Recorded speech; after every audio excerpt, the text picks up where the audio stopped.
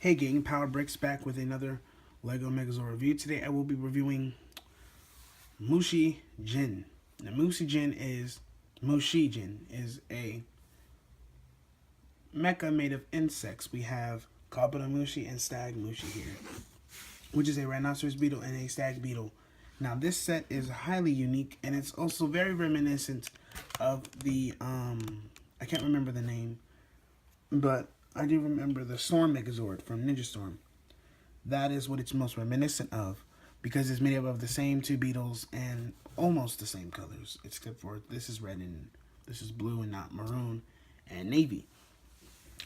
But anyway, let's move on and get into this review. So we're going to start off with Kabuto Mushi, which is pretty large. Both of this entire set, there's a total of 5 mecha, and they are all huge. I'll tell you that right now. They're all huge. And this guy is incredibly big. He has a very large mass. He was very fun to build. I just built him yesterday, him and the other 5. And I really did have a nice time building them. And I think they came out really well. Pretty much the basics of him. Yeah, that's pretty much it. He's pretty nice. That's all I can say. Just like a lot of my tank treads, they do not move, so they're just plain sitting there. Let me put that back on. But yeah, they don't move at all. But other than that, nonetheless, he's still a good mecha. Articulation-wise, his head is on a ratchet, kind of, so it can go side to side, and his horn can move, but that's only due for transformation, so you can leave that alone. And these little leg shield thingies can adjust, I guess, to your well-doing, but really he's just a solid brick and he can't do too much. Now we're just gonna move on to Stag, and Stag is not exactly as much as a brick as Kabuto, but he's still a brick nonetheless. But he can roll on all 4s, which is nice. His wheel design was what I really gave him, which was really different. When I put him on these ratchet joints, I just wanted them to have some kind of character, so I made them slant down, and I put 2 different kind of wheels on there, the rims. But yeah, it came out really well, and I really do appreciate the way this came out. This missile can shoot. I know you've seen my, what review was that? The Rover Max Megazord. Yes. It has the same thing that Blue had on there. The same little cannon. So you know the gimmick. If you haven't seen it, go check it out. But you just simply press this there, and it shoots out. Pretty simple and easy. Okay. Now that we're finished with that, I guess we can just start getting into the mecha formation, which is very big, so I'm going to need a lot of space, as you can see how big this beetle is. Okay, so first you're just going to want to pop off these guns and fold them up into a square. And set those to the side, and mind you, this entire thing is a parts former, so please forgive me. You just pop those off and pop that off, and you're stuck with all of these pieces. Now first you're just going to connect these on to these ports, flip those back, take these cubes or rectangles, and simply just peg those onto there.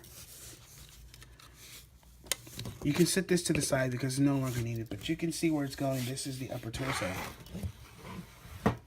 Now next, we're just going to come to Kabuto and simply rip him entirely apart.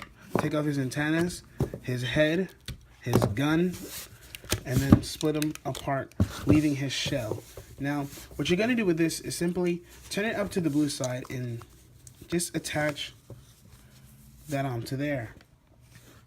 Attach that there, and this is going to be resting. And with the legs, it's quite simple. Oh, you're also going to want to rip these off. And then you just flip these up and around, and these are going to form the legs of this guy.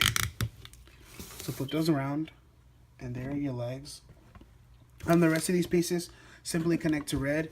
So we're going to just move these aside and start connecting these. And just leave these 4 out. And you're just going to want to adjust these first and come back to red and plug these in there, and then you get the horns and you plug them into the side.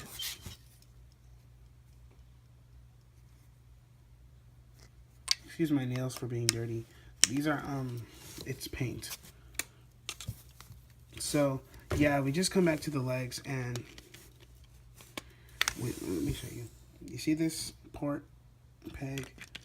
Simply just click it in there with both sides. And then we come to this here, and we're just gonna want to click that on because this is the chest plate. I have that on even.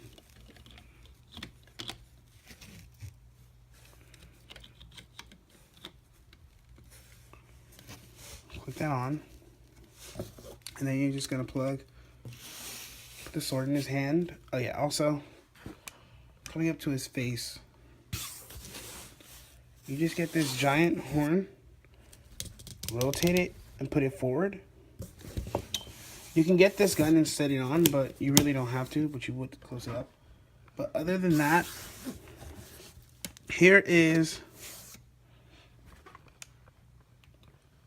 the big guy himself. He's already, if I can move it back, then you can get a better view because this guy is freaking enormous. This is I forgot his name. Wow, where going? Yeah, Mushijin, my bad. There we go. It's early in the morning too, mind you. I just woke up and just hopped straight into this review, so pardon me. But yeah, here he is. I can rotate him around and just show you how he looks because he came out really, really cool, and I do appreciate the look of this guy.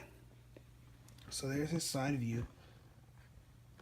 You just come to the back, and it's just this giant, huge brick-looking mecha, which is highly articulated also. So if I move up a little closer, I can demonstrate that he does have the 160 rotation. His arms are articulated on a ratchet. Same with that. His head can swivel, but I really wouldn't recommend doing that. Oh yeah, also flip these up. I almost forgot. Yeah, and his legs have some sort of articulation, but not too much. Due to transformation, there's not that much articulation there, but it can come out. And then you can also just plop this gun, round to there, if you may please, for, I guess, better battle. But yeah, that's just about it for this review of Mushijin, and this is PowerBricks signing off.